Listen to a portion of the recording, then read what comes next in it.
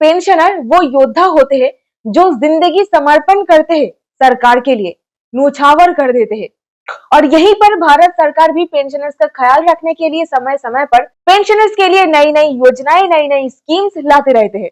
उनमें जो जो आवश्यकता है उसको कैसे फुलफिल किया जाए इसके ऊपर ध्यान रखते हैं। और यहीं पर हमारे सुप्रीम कोर्ट भी कम नहीं है। सुप्रीम कोर्ट भी समय समय पर ऐसे बहुत सारे लैंडमार्क रूलिंग्स पास करते रहते हैं जो केवल ही केवल पेंशनर्स का जो आवश्यकता है, जो जरूरतें है, उसको फुलफिल करने के लिए दिया जाता है, ताकि उनका जो लाइफ है, उनका जो ये जो रिटायरमेंट वाली जो जिंदगी है उसको बेहतर बनाने में मदद की जाती है जजमेंट्स पास करके। तो यहीं पर एक ऐसे ही जजमेंट के बारे में बात करूंगी जहां पर ये कहीं कहीं पेंशन कोई खैरात नहीं है, पेंशन एक राइट है।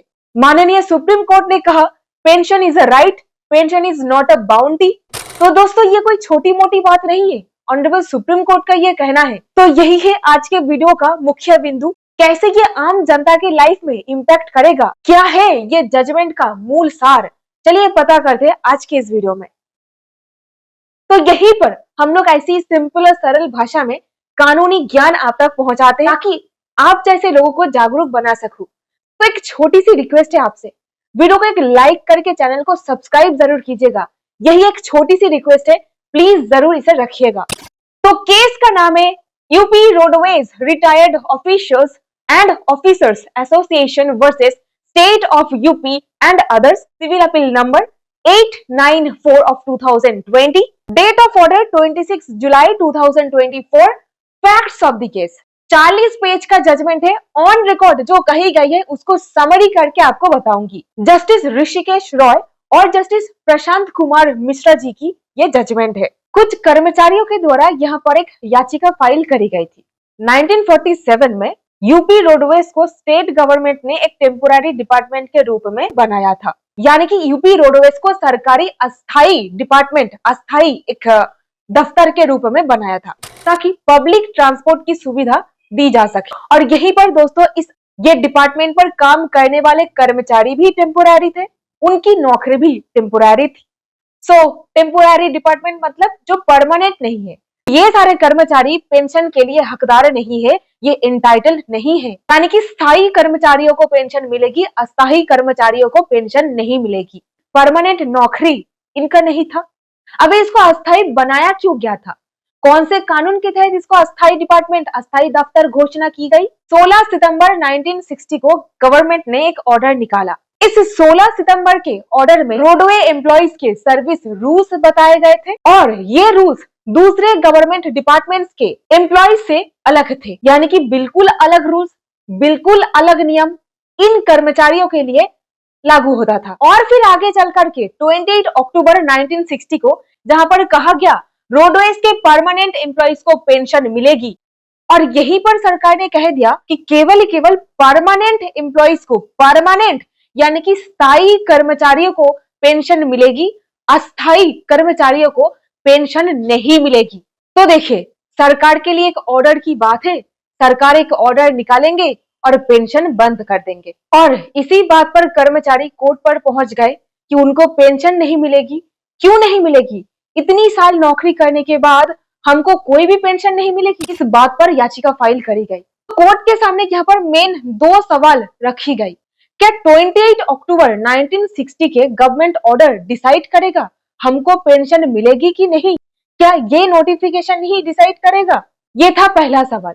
नंबर 2, पेंशन तभी मिलेगी जब कर्मचारी एक स्थायी पोस्ट पर हो और गवर्नमेंट ऑर्डर्स की कैटेगरी में आए। तो यहीं पर तगड़ी बहस होती है, दोनों तरफ के मैटर को समझी गई और समझते हुए कोर्ट ने भी कहा कि पेंशन आप लोगों को नहीं दी जा सकती है, क्योंकि आप लोग जो पोस्ट पर काम करते थे उस पोस्ट में पेंशन का कोई सुविधा था ही नहीं। उस पोस्ट पर पेंशन मिलेगी ऐसा कोई वादा भी सरकार ने नहीं किया था। और दूसरी ओर कर्मचारी भी ये प्रूफ नहीं कर पाए कि वो कोई परमानेंट एम्प्लॉइज थे, यानी कि स्थायी कर्मचारी थे, वो ये प्रमाण भी नहीं कर पाए कोर्ट में। तो देखिए प्रमाण कर पाना कितनी जरूरी है। और यहीं पर जो गवर्नमेंट ऑर्डर की जिक्र यहाँ पर की जा रही है, वहां पर भी कहा गया है ये कोई पेंशन मिलने वाला पोस्ट नहीं था जहां से ये सारे कर्मचारी रिटायर हुए थे, जहां पर पेंशन का कोई बेनिफिट नहीं मिल सकता है कर्मचारियों को। सुप्रीम कोर्ट ने यह ऑब्जर्व किया कि पैराग्राफ 2 में क्लियर शब्दों में बताई गई है परमानेंट नॉन गेजेटेड एम्प्लॉइज और इसी के साथ ही साथ अस्थायी कर्मचारी दोनों को ही नॉन पेंशनेबल पोस्ट माना जाएगा। और इस पैराग्राफ के बेसिस पर कोर्ट ने भी ये डिक्लेयर कर दिया कि ये सारे कर्मचारी पेंशन के लिए हकदार नहीं है, ये एंटाइटल्ड नहीं है। लेकिन दोस्तों यहाँ पर कहा गया कि पेंशन इनको नहीं मिलेगी, लेकिन सीपीएफ इनको जरूर मिल सकती है। सरकार का एक स्कीम है जिसका नाम है कॉन्ट्रीब्यूटरी प्रोविडेंट फंड स्कीम। इसके अंदर इनको कुछ बेनिफिट तो मिल सकता है, लेकिन पेंशन नहीं मिल सकता है। और ये बात मेंशन की गई है article 350 UP civil services regulation में। अभी दोस्तों परिस्थिति में थोड़ा सा सुधार आता है, वक्त बदलता है, परिस्थिति भी बदल जाता है। 1982 की बात है, वो पोस्ट को एक पेंशनेबल पोस्ट बना दिया जाता है, यानी कि पेंशन दिया जाएगा वो कर्मचारी जो लोग इस डिपार्टमेंट पर काम करते थे, ऐसा बताया गया था। तो कुछ कर्मचारियों को 1982 के बाद पेंशनेबल पोस्ट पर प्रोमोट कर दिया गया था, कुछ कर्मचारियों को प्रमोशन दी गई थी। लेकिन यहाँ पर माननीय सुप्रीम कोर्ट ने कहा अगर एम्प्लॉय पहले पेंशनेबल पोस्ट पर नहीं था तो फिर बाद में प्रमोशन मिलने से पेंशन का अधिकार नहीं बन जाता, क्योंकि पहले जब आप जॉब करने घुसे थे तब वो पोस्ट में पेंशन नहीं दिया जाता था, लेकिन बाद में आपका प्रमोशन भले ही हुआ हो जिसके तहत आपको प्रमोट किया गया हो, तो प्रमोट होना ही केवल ये चीज आपको पेंशन के लिए हकदार नहीं बना देता है। रोडवेज कर्मचारी संयुक्त परिषद का मैटर कोर्ट में पहुंचा था, वहां पर ये सवाल की जवाब करी गई, जहां पर हाईकोर्ट ने ये ऑर्डर दिया था कि पेंशन तो उनको मिलनी चाहिए। हाईकोर्ट ने तो साफ कह दिया इनको पेंशन मिलेगा, लेकिन आगे ये मैटर पहुंचा सुप्रीम कोर्ट के सामने।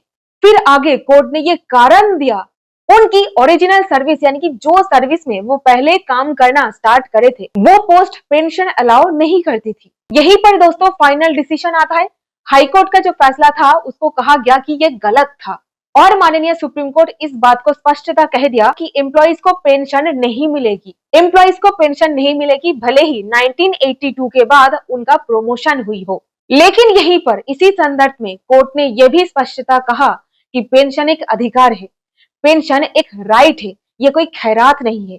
आप केवल वहीं पर पेंशन का मांग रख सकते हो जो पोस्ट में आपका जो पोस्ट था ना पहले, यानी कि जो पोस्ट से आप पहले रिटायर हुए हो वहां पर पेंशन दी जाती है। ऐसा अगर परिस्थिति बन रहा है केवल वहीं पर पेंशन आपका एक अधिकार होगा। तो इसी बात से ये भी क्लियर हो गया कि पेंशन एक अधिकार है, पेंशन कोई बाउंटी नहीं है, खैरात नहीं है। तो that's it in this video. उम्मीद करता हूँ आपको इस वीडियो से कुछ ना कुछ वैल्यू मिला है। अगर मिला है इसे लाइक, चैनल को सब्सक्राइब और जरूर इसे अपने दोस्तों के साथ शेयर कीजिएगा। मिलती हूँ ऐसी और वीडियोस के साथ। बहुत बहुत धन्यवाद।